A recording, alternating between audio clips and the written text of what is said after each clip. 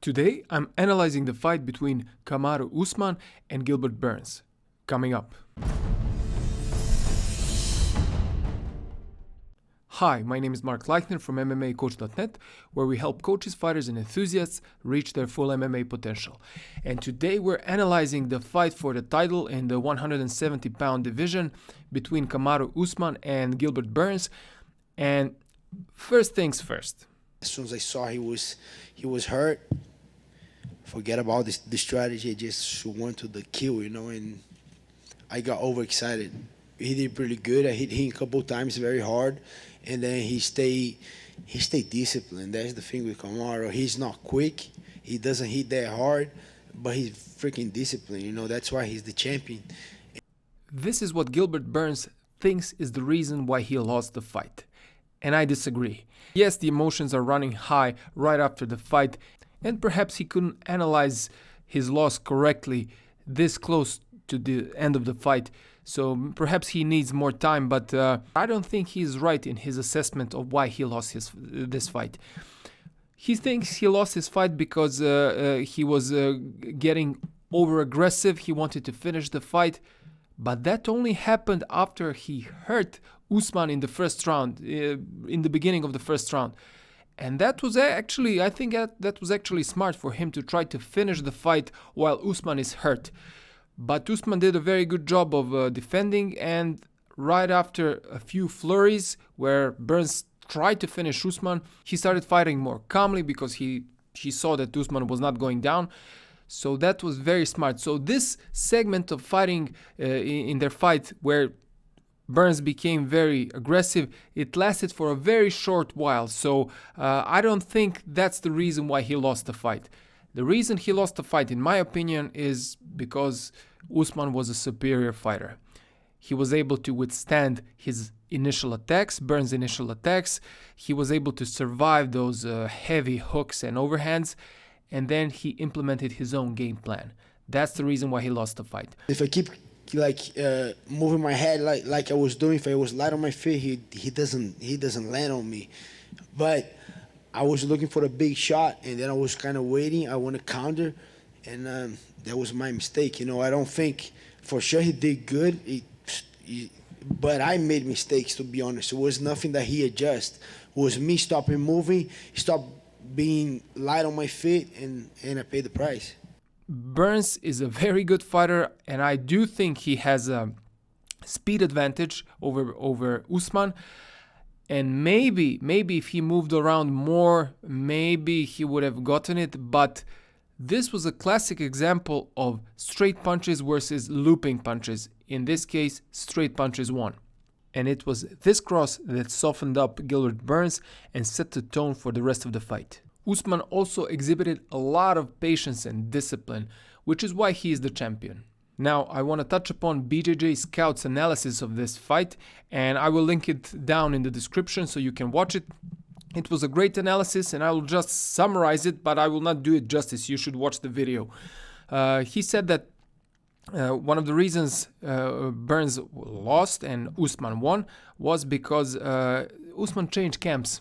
And Usman was working on his jab even before he switched to Trevor Whitman's camp. He was working on his jab alone on the bag.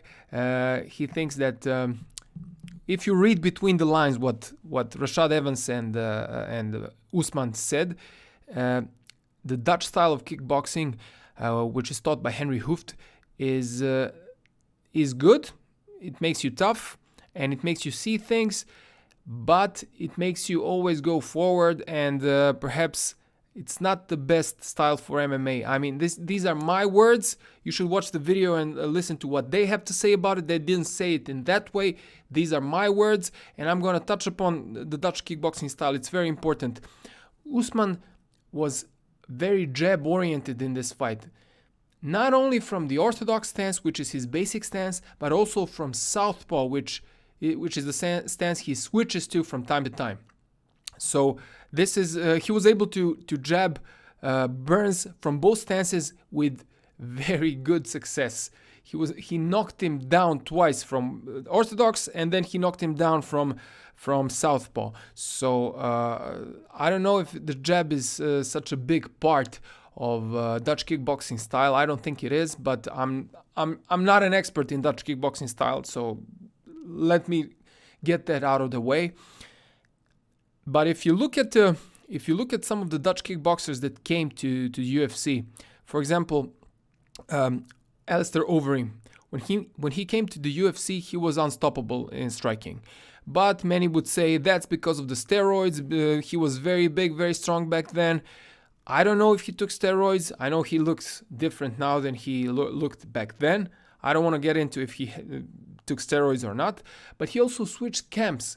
Back then he was training in Netherlands, so his style was different than it is now. It almost now the way he fights now almost resembles nothing to the way he fought before. But he got knocked out. He was a K1 champ, but he got knocked out I think a few times. The one I can remember is that he got knocked out by Francis Ngannou. Also the Turkish guy, the K1 champ, I can't remember his name right now. I'll put it down here so you can see it. He's also a K1 champ, probably one of the best K1 fighters ever. He got knocked out as well by a guy that shouldn't be able to knock him out. But these are small gloves. Small gloves, and small gloves can penetrate. In K1 kickboxing and in kickboxing you have large boxing gloves which act as a shield. So tactic has to be a little bit different. Listen to what Joseph Valtellini has to say about it. So the high guard shell you'll see a lot in Dutch kickboxing. It's a lot of time called the Dutch shell, where they kind of walk forward, pressure, and take a lot of the shots off of the forearms and the guard. But in MMA, that's not the best type of defense that you want to use. One, because it opens up holes. With the 4-ounce gloves, by me holding my head, I'm too close to my opponent, and they're going to find their hooks, their punches, their uppercuts. And next thing you know, with that small glove, I can't block it, and I'm getting hurt or knocked out or finished by TKO. So defensively, it's not the smartest. You want to stay away. Using parries or movement in your footwork are going to be safer. By using that shell, I get blinded by punches, opens holes. But the other thing is, I get stuck in this shell. It's easy for the wrestler to get underneath my elbows and take me down and get me into those body locks. One more example, Melvin Manhoef. He was such a dangerous fighter to fight, explosive, Dutch kickboxing style, knocked out many people. He got knocked out by Robbie Lawler. He changed completely his outlook on training. Robbie Lawler used to spar very hard until somebody got knocked out. Not anymore. For many, many years, he has not been doing this kind of training. And that's exactly what the kind of training they do in Netherlands.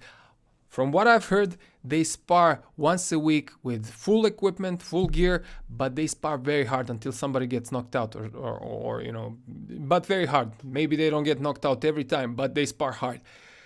I can see the utility of such a training, especially if you don't have that many fights, because it kind of prepares you for the reality of striking, but at the same time, I don't think it's good. I think there are different ways to practice fighting realism when it comes to striking. For example, you can practice it with hard strikes to the block. You block very hard strikes, predetermined strikes that you know are gonna come. So you get kind of a stress that you would in a fight. And I will link up the video here where you can see this method. So yes, I respect Dutch kickboxing. Sure, they're good. They're very dangerous, no doubt about it, but it's not a type of training that's conducive to longevity. And I think the training should be done as close as possible to reality, but not so real that you get injured or knocked out and lose your brain cells. No way. You should be thinking about your future. You're not only living in your 20s, you have to think about 30s, 40s, 50s, 60s maybe, and beyond. So Usman changing camps, I think, was a smart idea. And I'm not saying that they didn't do a good job before. They did a good job. And what he learned from Henry Hooft definitely played a role in him becoming a champion. I'm not saying, I want to make this one thing clear. I'm not putting Dutch kickboxing down. No way. It's a very strong style. It has its strong points, but it also has some weak points that I explained. And this is one of the morals of the story when it comes to MMA training, and in this fight in particular. No hard sparrings necessary. When I say hard, I mean with 100% strikes. I have a guideline on how you should spar, and I explain this in detail in my MMA Mastery course, which you can find up here or down below in the description. I talk about how you should spar and how you should approach sparring and training in length in the instructional. There's one more interesting thing that I've noticed in this fight, and that is Usman's kick on a grounded opponent, on a grounded Burns. Burns fell down after a high kick, and Usman used that as a breather. He used that to compose himself a little bit, but he also used it to kick Burns' legs.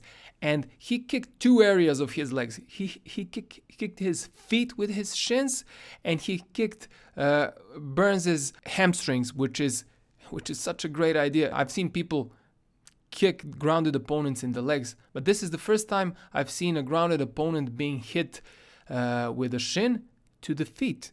That's my first time seeing this, and I was thinking about it, and I thought, oh, this is great. This is genius, because shin to foot is probably gonna hurt the foot more than it does the shin.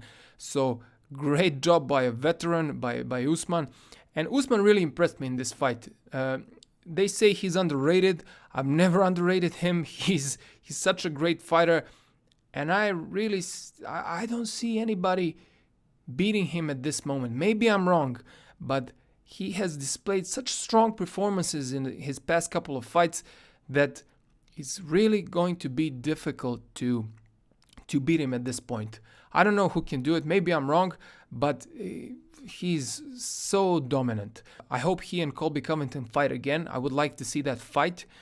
Colby thinks that he was robbed in this fight because the referee allowed Usman to recover when he wasn't kicked in the groin but in the ribs. I don't know if this is true, but he did give him a hell of a fight, that's for sure. While Usman walked away from his team voluntarily in order to prepare in a more personalized environment, the same thing happened to Colby Covington. The same result happened. He has his own team, people working on him exclusively, coaches, but he was of course kicked out of the American top team. But the result is the same. Now they both have a personalized approach to training, which is, I think this is smart. I think there is something to be said about those group training sessions where you have animals like Gilbert, Burns, Kamaru, Usman, and others like in the Blackzilians team. But Usman also said that he's had enough of those hard training sessions. He needs something more polished this time, and I understand where he's coming from. At one point, you don't want to be pushing that hard in training every day. It's not going to give you the results you're looking for.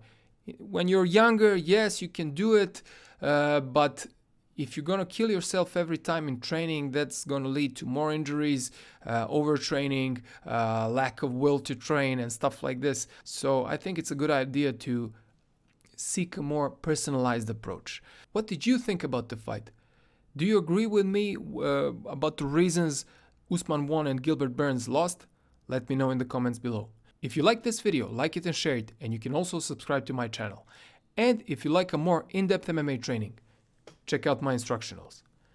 My name is Mark Leichner from MMAcoach.net, and I will see you again very soon.